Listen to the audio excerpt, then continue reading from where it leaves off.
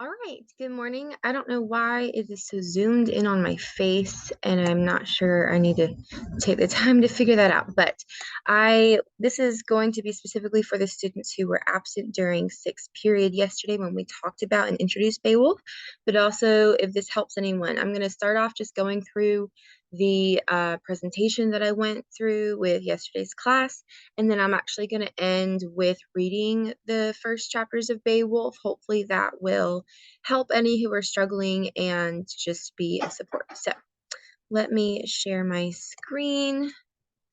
Um, well, I'll just share the whole screen because that way I can move back and forth between browsers. Okay. And here we go. So Beowulf, as I told the kids yesterday, Beowulf is like a dark cave. It is by yourself to walk through it with just like your camera. It is a bit underwhelming, also overwhelming. But if you have a proper tour guide who has the right lighting, who can explain, oh my gosh, these are like ancient Egyptian hieroglyphics. It's really cool. Like, let's analyze this and look at this. It suddenly comes to life, I feel like, and is much more interesting. So I hope to be a adequate tour guide. I asked them what they already knew about Beowulf yesterday. They said some things along the lines of, we know it's old. Someone said they know there's a monster. That was about it. So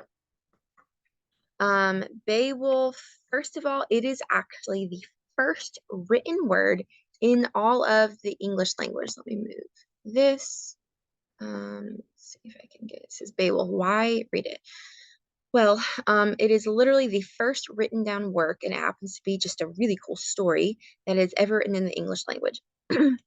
Now, I will say the English language back then sounded very different from the English language today. It's gone through huge metamorphosis and, like I said, looks very different. But we will look at that in a little bit. It also gives us insight into, like, it was written over 1,000 years ago, and it probably originally took place 500 years before that, and then the story started being told maybe a few hundred years after that. So I'm thinking it took place in like 450, 580 CE, a video that will say, I'm not gonna take the time to talk about the difference between that, but and then maybe it started to be told around 880, and then it was an oral story. The bard would come to your town and they would have their little lute, and they would, I'll insert a clip later that kind of shows what he would have sounded like as he tells this ancient tale, and everyone gathers around and listens. And so it was more of an oral story long before it was actually written down. So anyway, and also just why read it? Well, it's a great story, and it just has really fascinating characters and all these things. And not only does it give us insight into, you'll hear my 2-year-old talking while he eats his breakfast, into the culture, into the types of, you know, the norm things from thousands of years ago, those motifs, those, typical types of characters, those typical types of conflicts that we see in our stories today. We get insight into like 1,000-year-old entertainment and people group, which is interesting, but it's also just a great story. Okay, come on. Okay, so first of all, it is a poem, which today we think of it rhymes, but back then it was mainly used alliteration, which I'll talk about a little more. I already explained this. It pretty much takes place in the 500s, started being told probably around the 8th century, could be a little later, and then it was written down in the early 11th century.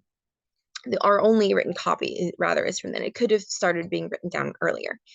Beowulf is our main character. He's basically a superhero, has the power of like 30 men, which is pretty cool.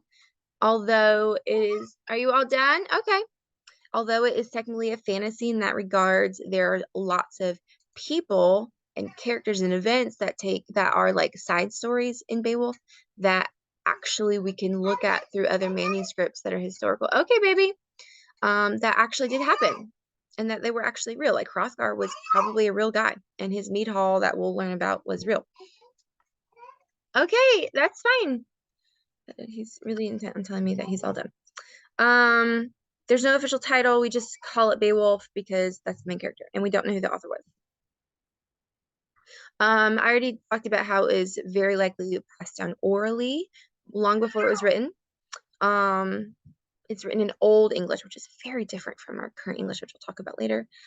It was mostly written in alliterative verse. It was lots of alliteration. If you don't know what alliteration is, I think Mariella was able to tell me yesterday, where consonant sounds are repeated a lot. So, you know, like tongue twisters today, we think of Peter Piper picked a peck of pickled peppers. It was very similar to that, actually. A lot of common sounds, specifically consonants, were used. And the authors were very likely Christian. And of course, I think I already told you it's the oldest written manuscript that we have in the English language, even if it is Old English. Okay, quick summary. So, Beowulf, who lives over here, he's the hero of the Geats. Yesterday I had, I think Curtis was Beowulf. So I had him come down in the front of the class. And who is Hrothgar? I think Jack or maybe Curtis or Kason. I don't remember. One of those two, they look so similar to me, was Hrothgar. And so Hrothgar has this problem. And then who was it? Walt was my monster. So Grendel, this monster, keeps basically showing up and killing people in Hrothgar's great hall, his mead hall, where they play music, celebrate things, drink lots of beer, all that good stuff. Okay. So Grendel, he shows up repeatedly and he's just killing people. And so to the point where Hrothgar cannot even use this amazing hall, and it's really sad. So Beowulf comes and he's like, hey, I can take care of your monster. So he kills him with his bare hands, which we'll talk about that more in detail later. And then of course Beowulf shows up and first they're like, are you coming to like attack us? And he's like, no. But then Grendel's mom, who, okay, baby, who Mariella actually played for me in our little skit, her son has now died. Walt is dead. That was her son. So she comes to exact revenge, which means Beowulf then has to exact his revenge. And it's a whole interesting tale. Okay. That's just that's the main thing. Okay. A quick history in the English language.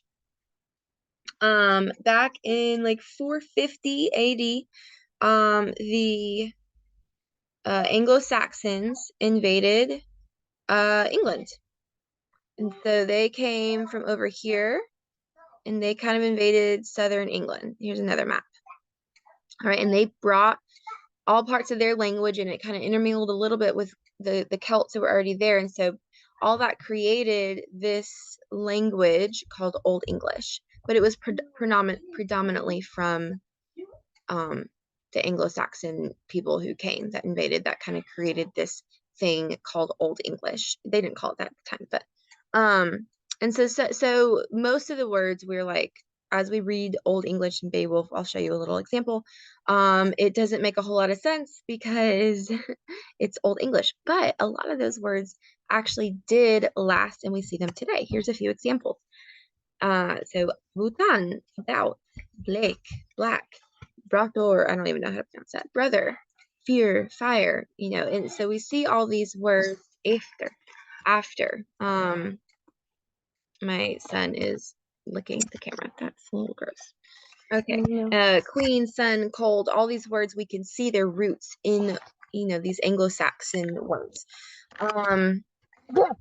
There's a link here that you can see more of those words. Then in 1066, which is just around the time that it's actually, I think, just after our written work, we got our written copy of Beowulf. Basically the French, the Normans, came in and conquered England, and they were the head honchos. They were the aristocrats. They were still the working men who spoke mostly Old English, but this French language started intermingling. And as you notice, most of these are, some of these are Middle English words. Some of them are current French words. On the left here are the French words, and on the right are our English words, but they we can see that we get a lot of words from the French language, and it's from this time period. And a lot of them, not all of them, but a lot of them are fancier words. We see elite, chic, chauffeur, champagne, parasol, poetic, restaurant, rich, literally magnificent literature. Of course, I kind of chose some of the ones that are more obvious, but and you know, in this wasn't. But we see just even in our own language, a lot of our fancier legal terms. Even the Normans were the French brought in a lot of the Christianity, a lot of fancier words from the church, even today are still, long from politician, government words, all of them are French based. And we see that influence here. So it's interesting. The next piece we're going to be reading is Middle English. Obviously we're reading a translation, both of Beowulf and the other one. But anyway, that's interesting. So, and then I think I already mentioned that there was only one manuscript. This is Beowulf diving into the water to exact revenge on Grendel's mother. Only one manuscript remains of Beowulf. Obviously, it was probably written down several more times than that, but a fire partly destroyed it. And then there are Christian elements in it and pagan elements. Obviously, the characters in it would not have been Christian.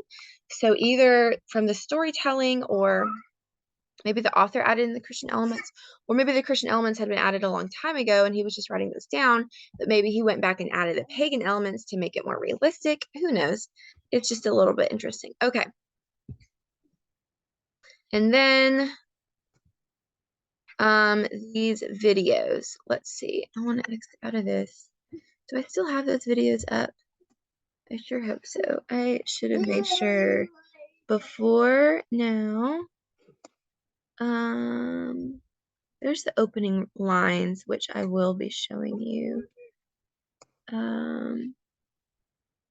Okay, here's one video. Maybe I won't show these videos. Maybe I'll just have you watch them on your own. And I'll add the link to however I communicate this to you. Okay, I don't actually want, I'm gonna say no for right now. Those are Schmoop videos, which are great. I don't know if you're familiar with Schmoop, but it's usually pretty interesting. Okay, but I will show you just a quick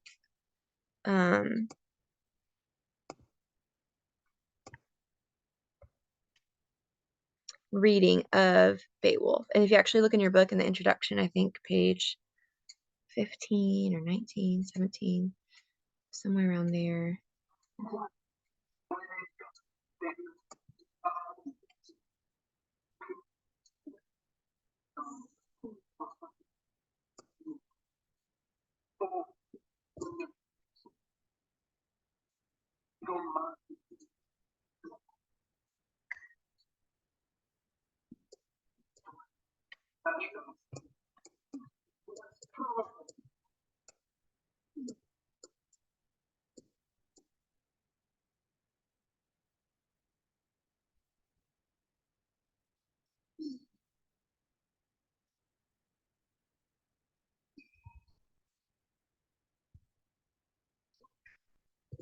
That was good cunning.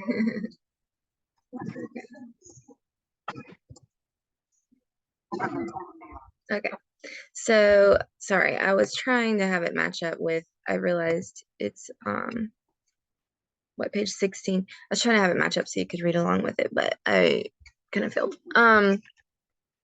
But you can go out, those links are in the presentation, which I'll send with this. You can go back and rewatch it if you want, but it's very rhythmic, it's very beautiful, this old English, and some of the word, often a lot of the words, even that last little bit, that was good cunning.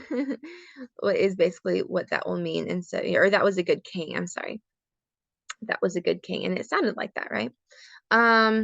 Okay, so oh wait, I'm gonna keep that up. So I'm actually gonna stay on here, and because your assignment for today for Friday is to read the first little bit, so I'm gonna go ahead and do that with you. Remember, you need to have your book open and try to read along, and annotate if you can as you as we read through. Okay, and I need to remember, where are we reading to? I think oh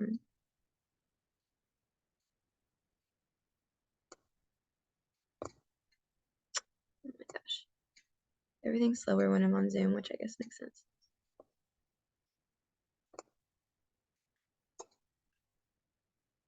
Okay, debate homework, Britlit homework.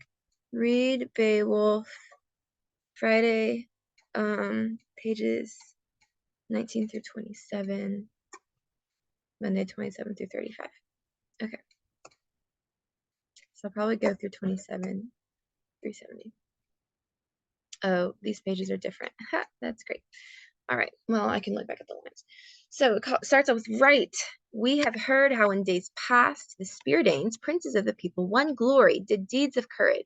So we're actually being introduced to Hrothgar, who is the king whose hall gets, attacked by Grendel regularly.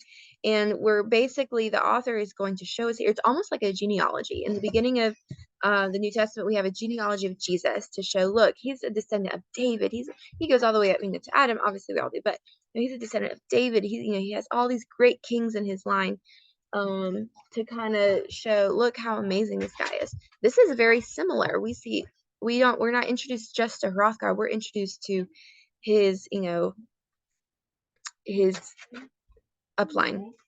So often, that's the oft, the skilled skeffing seized mead benches from the warrior bands of many nations. This translation is very similar to the original. It tries to keep a similar cadence and tries to add alliteration when it can, but it's very true to the original accurate meaning. So often these guys seized or grabbed these mead benches. So they came in and attacked these places, right, from the warrior bands. These people are sitting there drinking their beer, and they come and they attack it of many nations. Which was seen as a good thing at this time. Okay, which we'll see more of that. Okay. Okay, go pee pee. Terrified nobleman, since first he was found possessing nothing. He dwelt in that solace, grew strong under heaven. In fame he prospered, till every one of the neighboring kingdoms over the whale road had to heed him, yield him tribute. That was a good king. Okay, so that's what we heard in the Old English. So we see this picture of this guy who's this warrior. He's seizing these mead benches, since at first he had nothing. And he grew in fame. People heeded him. They gave him tribute because, everyone feared him. That was a good king. So we already see a little bit about their culture. To them afterwards was born a son, young in the courtyards, whom God sent to comfort the countrymen. So then he had a son. That we don't have a name for this first man, I don't think. Oh, unless that's his name. Yeah, that's probably his name. Never mind. He had a son whom God sent to comfort the countrymen because he died. He noted the suffering or I'm guessing at one point he died. I don't know. He noted the suffering that they had endured, leaderless a long while. To him, the Lord of life, guardian of glory, again, these Christian elements, gave worldly honors. Beowulf, and so this is not our Beowulf. This is Skild's son. Sorry, this is our first guy. He was a good king. He had a son. His name was Beowulf. That's not our Beowulf. Beowulf was renowned, Skild's son. His fame widespread in Scandinavia. Just so must a young man bring about good by gifts of treasure to his father's followers, so that after, in old age, he may dwell with willing comrades to save the people when war comes. By generous deeds, one must prosper in any nation. Scyld then left them at the set time, still strong to seek the Lord's succor. So he died, he went to heaven. Then, that's what they're saying. Then they carried him, his dear companions, to the sea's current, just as he had asked, when he still wielded words, friend of the Scyldings, that beloved landleader who had ruled so long. So he had asked when he was still alive that he wouldn't be buried. They usually put them in boats and let them, because they're Vikings, they're people of the boats, right? Ships. There at the dock stood the ring-proud ship. Turn the water off. Go turn the water off. There at the dock stand the ring-proud ship, icy and eager, the prince's vessel. Then they laid down their beloved lord and giver of rings. This is also a motif that we see, generosity. They laid their beloved lord, giver of rings, in the ship's bosom by the mast in mourning. There was much treasure from far lands, and war gear laden. I have not heard. I skip it? I've not heard of a seemlier ship adorned with war weapons and battle clothes, with blades and byrnies on his breast lay many treasures that must fare with him into the flood's grasp far away. Not at all was he less provisioned with gifts, heirlooms of his people than they once did who sent him at birth far over the sea, alone on the waves when he was an infant. For him they placed a golden standard high over his head. Let the sea bear him, gave him in the wind's edge. With sad hearts they mourned his spirit. Men do not know, to say truly, among hall counselors, heroes under heaven, who received that cargo. So, like in Egyptian times, they put their kings in these, with all their uh, expensive gold and everything in the pyramids. They did something similar. They set up their king filled with treasures on a ship once he was dead. Then in the citadels, Beowulf, the son of Scyld of the Scyldings, was beloved king for a long age, famed among peoples, his father gone elsewhere, that prince of the land, till to him was born the great Healfdene, who, fierce in battle, ruled while he lived the royal Scyldings. From him in succession came 4 children. They woke in the world from the leader of armies, Hrothgar and Hrothgar and Helga the Good. I heard that Yrse was Onella's queen, the battle Skelfding's beloved bed companion. Then was Hrothgar given victory in battle, the fame of war, so that his kinsmen eagerly heeded him. So the youthful ones grew into a great young army. It came into his mind that he would command men to construct a hall building. So we have Scyld or whatever, and then Beowulf. Beowulf had 4 children, and Hrothgar, his child, became king. He was, eagerly heeded because of his victory in battle. He was, looked up to. So he was going to construct a hall building, a great mead house. Mead is alcohol. That the children of his age would hear of forever, and within which he would share everything with young and old. So they would tell stories, right? They would have all these things of what God had given him, except public land and the lives of the people. Then I have widely heard, so it's interesting, this narrator comes in frequently. I have widely heard, as you can imagine, this bard who comes around and is telling the story. I have widely heard work was ordered from many peoples throughout Middle Earth to adorn this folk hall. For him it befell quickly among men that it was finished. So they quickly finished this mead hall, greatest of halls. He made the name Heorot. That's the name of this amazing hall that he's constructed. He's excited about to tell stories to the next generations, to have celebrations, right? He whose words had power far and wide. He broke no promise, gave out rings. This generosity we see again. And jewels at feast. The hall towered high and horn gabled, awaited the surging of furious flames. Alliteration. Nor was it long then the sword hate, Luke. No, sir. Till the sword hate of the oath swear must arise after malice. So that's our exposition. That's our introduction of the story, right? Then now we have our inciting incident, the problem that arises. Then the bold demon, impatient with evil, suffered for a time. He who waited in darkness as each day he heard joy build in the hall, the sound of the harp, the sweet song of the scop. Oh, scop would be I use the word bard as the person who goes around and tells stories and sings songs, but it's actually scop would be the word that they used. So the sweet song of the scop, the bard, the man singing and entertaining. So he hears that. He hears the joy build in the hall, the sound of the harp, the sweet song of the bard, the scop. He who knew told of the making of men far back to relate. This is the scop. He who knew told of the making of men far back to relate. He said, the Almighty made earth. Again, this is the Christian elements coming in the fair plain that the water encircles. He set triumphant the sun and the moon as lights to illuminate earth's creatures. So telling stories about God, which wouldn't have really happened. And he decorated earth's corners with limbs and leaves. He also made life, each manner of thing that lives and moves. So the troop lived in merriment quite happily until one began to commit crimes, a fiend from hell. That grim guest was Grendel, great ghost of the marches, who ruled the wastelands. I love that alliteration. So again, we have this monster, Grendel, who doesn't like all this sound. It's disturbing him. He doesn't like it. So he comes and he commits crimes. Fen and fastness, land of the monster folk. The joyless one, Grendel, watched a while since the creator had condemned him as Cain's kin. Interesting. So, Cain, Abel's brother. The eternal Lord avenged that murder on him who slew Abel. So basically saying this monster was cursed because he's kin or he's family descendant of Cain. He did not joy in anger, but the judge banished him for his crime, far away from mankind. From Cain awoke all the evil brood, monsters and elves, orcs and giants, such as those who fought against God a long age. He paid them for that.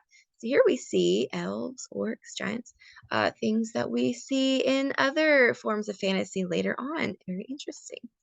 He left then Grendel when night had come, to see the high hall, how the ring Danes after the beer feast bore themselves. He found inside there a troop of nobles, sleeping after the feast. They knew no sorrow, the misery of men, the unholy creature, grim and greedy, soon was ready, savage and cruel, and from rest seized 30 thanes.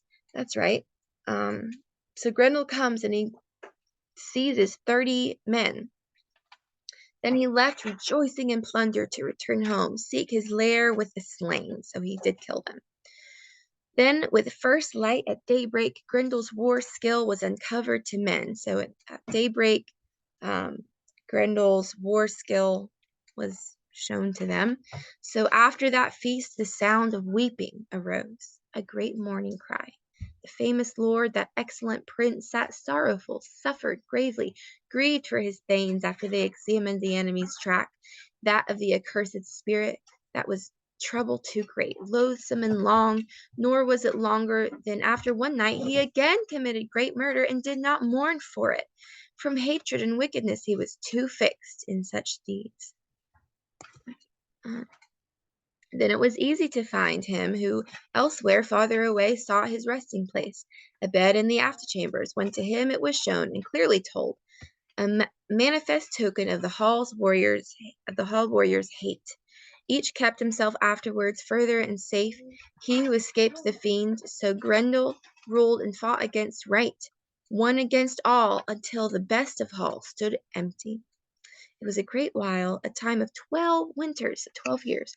The Lord of Scyldings grievously suffered every woe, the greatest of sorrows.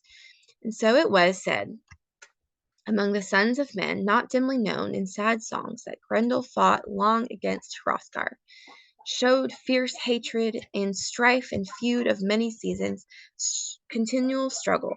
He did not wish peace with any man, Grendel did not, of the troops of the Danes, to quit the slaughter and settle for tribute.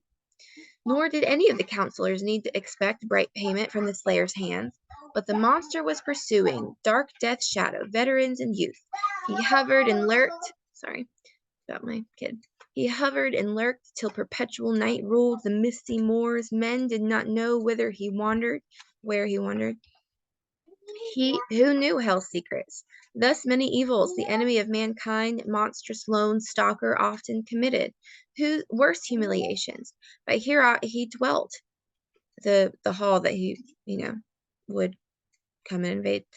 The jewel-adorned hall in the black nights, he would not approach the gift seat, treasure before God. He did not know his love.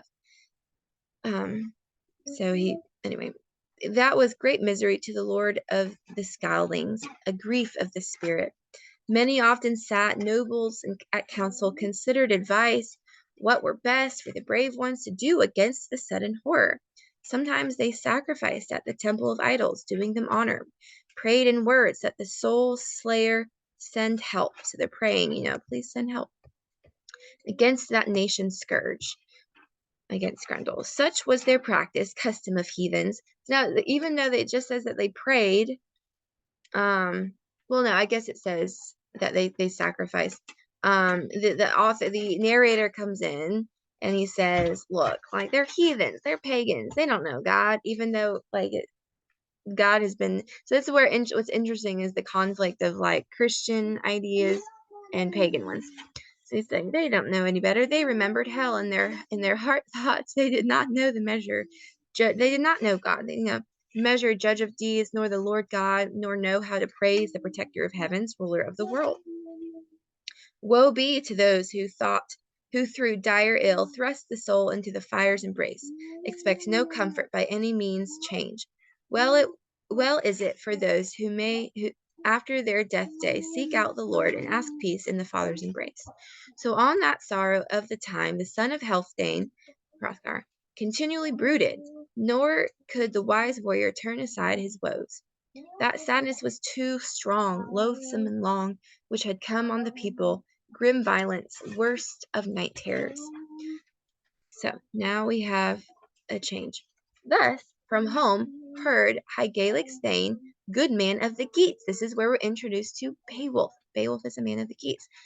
So this story comes all the way to High Gaelic, that's Beowulf's king, home, of Grendel's deeds. So he hears of this. He was of mankind the greatest in might. In those days of his life, noble and mighty. He prepared, this is Beowulf now, a wave traveler, a ship. So a lot of times in this poem, we hear things described in a very poetic way, in like a roundabout descriptive manner. That's not, because it would be boring if we just said, he ordered a ship, blah blah blah.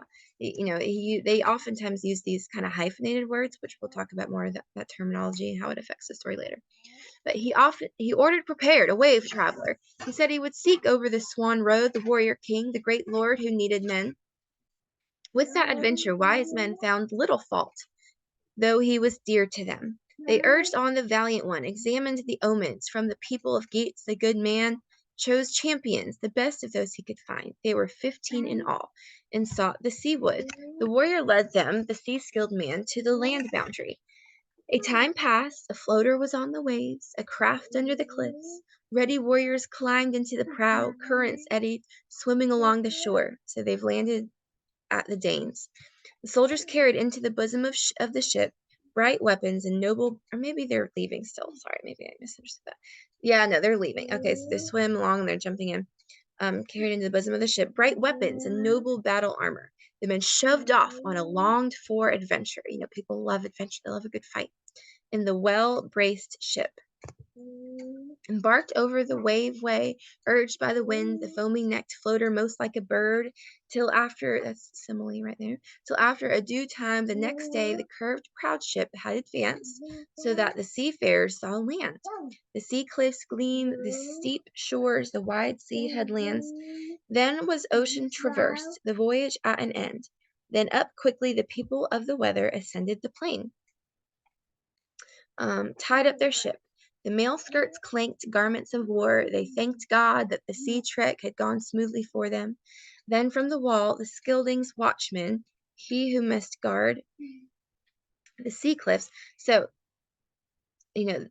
them tow over the gangway, bright shields, ready war gear. So they've landed now.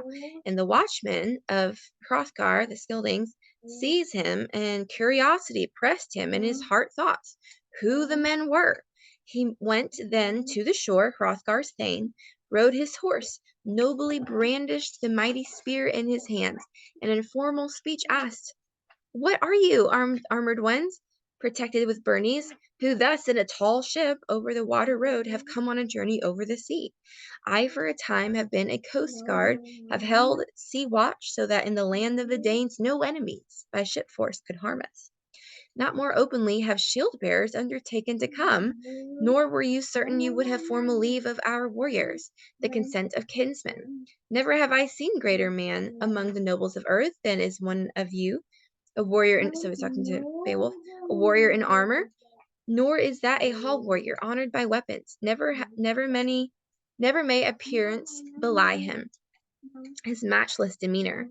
Now I must learn your lineage."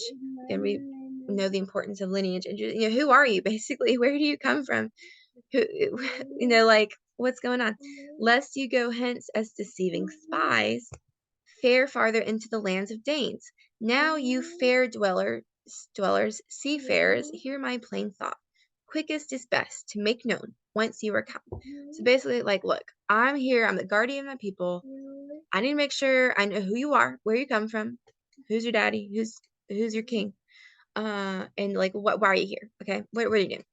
So the senior man, Beowulf, answered him, leader of the war band, unlocked his word hoard. He's about to speak. We are men of the nation of the Geats, and High Gaelic's hearth companions. We see High Gaelic mentioned a lot. That's his king. So we're companions of my king. My father was well known among peoples, a noble battlefront leader named I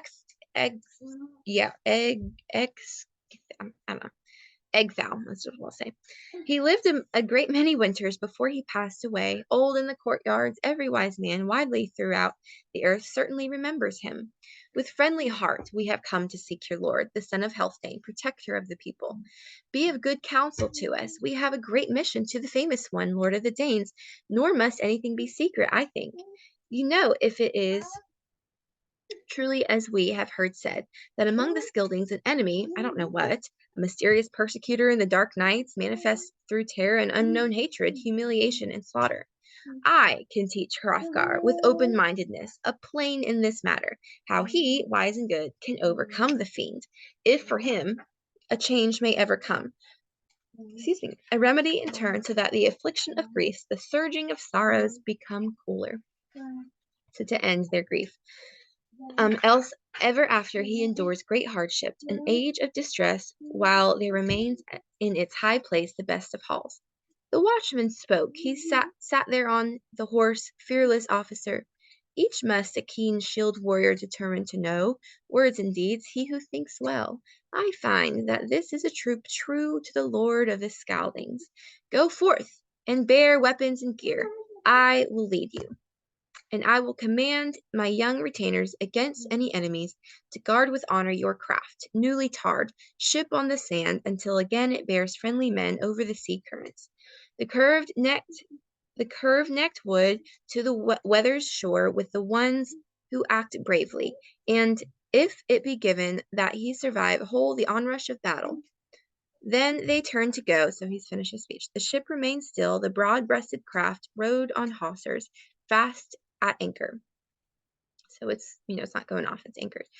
Boar figures shone over cheek protectors adorned with gold, blood bright and fire hardened, stood guard over lives of fierce battle ready ones. The men hurried, marched together until they could see the timbered hall. So they're going together and they see.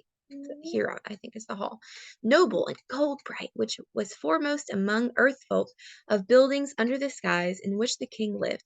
Fun fact, not like maybe 50 years ago, within the last 50 years, maybe the last 100 years, I don't remember exactly when, but I feel like it's been recent in the last 20 years or something. They actually discovered a hall very similar to the one described in Beowulf.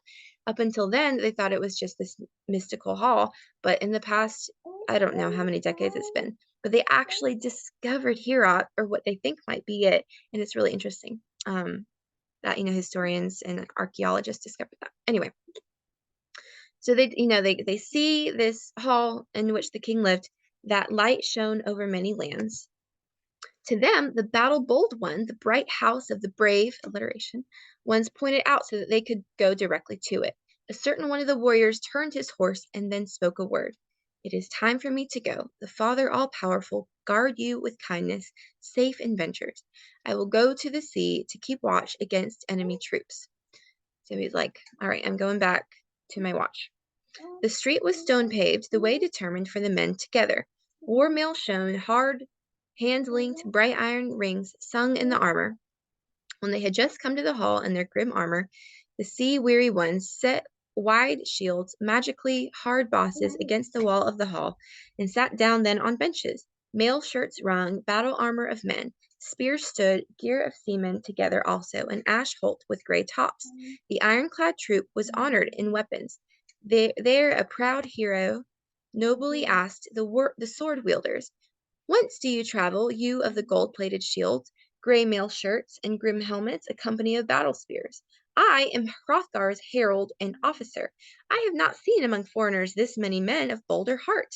I expect that out of daring, not at all from exile, but from greatness of heart you have sought Hrothgar. Basically, okay, I'm gonna guess that you guys weren't like exiled away from your land and you're trying to stir up trouble. It looks like you're good guys, but can you verify that for me? Then the valor famed one answered him, Beowulf, brave leader of the Weathers, hardy under helm, spoke a word in turn. We are High Gaelic's board companions. Beowulf is my name. I want to proclaim to the son of Healfdene, famous lord Hrothgar, my errand to your prince, if he, the good one, wishes to grant us that we may greet him. Wolfgar, I feel like Wolfgar is an important name later. I think he dies, but I might be confused with someone else. Okay, so just keep that in mind. Wolfgar is kind of Hrothgar's right-hand man. Wolfgar answered, who was of the Vandals. His spirit was known to many for boldness and wisdom. I will ask the leader of the Danes, lord of the Scyldings, giver of rings, famous ruler, as you are a petitioner about your venture, and what the answer is, I will quickly make known. What reply the good one thinks to give back. Let me run and let Hrothgar know you're here, and I'll, come right back and let you know what he says. He then turned quickly to where Hrothgar sat, old and gray, with his troop of nobles.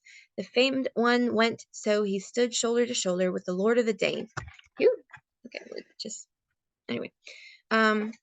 He knew noble custom. Wulfgar formally addressed his friend and lord. A troop is arrived, come from afar over the span of sea, from the nation of the Geats. The senior of the sword wielders is named Beowulf. They are boon seekers, my lord, that they may exchange words with you. Refuse them no reply, gracious Hrothgar. In war gear, they seem worthy of the esteem of men. Truly, the senior has might. He's really strong. He who hither has led the warriors. Hrothgar answered, protector of Scyldings, I knew him when he was a boy. His father was called Exgau, or however to say that, who for his home gave Hrethel of the Geats his only daughter. It is his son now, strong, has come here, sought out a loyal friend. Then it was said by the seafarers, those who brought tribute from the Geats, thither to offer thanks, that he had in his hand grip the strength of 30 men, brave in battle. Holy God, out of kindness, has sent him to us, to the West Danes, so that I may have hope against Grendel's terror. So this is still Hrothgar speaking. So it's like, yeah, God brought him to us. He's really, really strong, like strong as 30 men. So God has sent him to us so that I may have hope against Grendel's terror. To that good man, for his heart's courage, I must offer treasures. Be in haste, command those kinsmen to come in together to see me. Say to them also that they are welcome among the folk of the Danes. Then Wulfgar went to the doors of the hall and announced from inside, I am commanded to tell you by my victory lord, elder of the East Danes, that he knows your lineage, and that over the sea billows, bold in mind, you are to him welcome here. Now you may go in your battle armor under your war masks to see Hrothgar. Now you can come on and see the king. He says you're welcome. Let battle shields and deadly spear shafts await here the result of words. The noble one arose, many men about him, a mighty group of thanes. Some stayed there to guard the battle armor as the brave one bade them.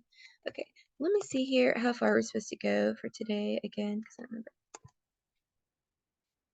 Okay, we were going through lines 370. So what are we on now? I think might be past that. Oh yeah, we passed that. So that's all you're reading for today. We got a little bit past. Tomorrow, or not tomorrow, but Monday, you will be reading through line 709, which I'll just kind of give you a little heads up. So Beowulf comes, he speaks to the king, who I am.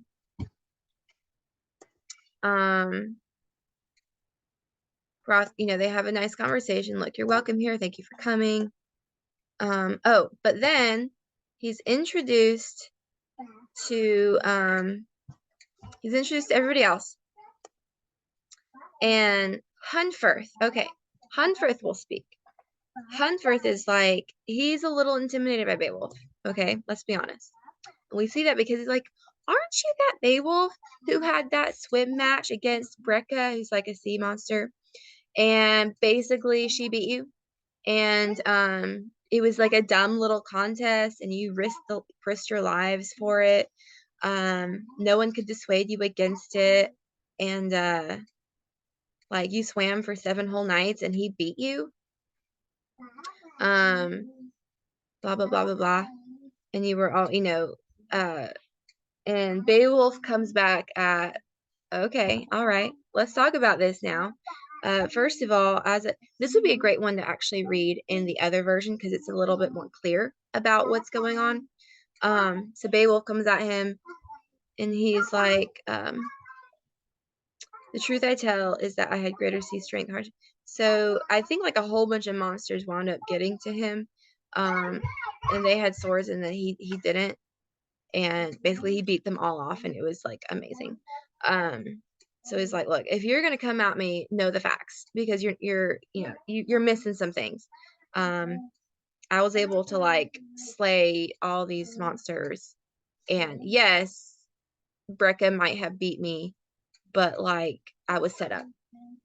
And it's just amazing that I survived, truthfully. You wouldn't have been able to. And then he calls out Hunferth and he says, aren't you, I don't remember what, he spills some tea. He kind of, I don't, oh yeah, I say truly, son of Ecglaf, that Grendel has never done so much. Like, what about you? You haven't done anything to Grendel. You haven't done anything yet. So anyway, that's kind of that. There's a fun little kind of battle of not the wits, but a nice little conflict there in Monday's reading that you'll read. Okay. So kind of some boasting back and forth. That takes up most of Monday's reading. And that's pretty much it. So, hopefully that helps. And let me know if you have any questions. And I'll be posting this, so hopefully you can get it before too long. So, bye.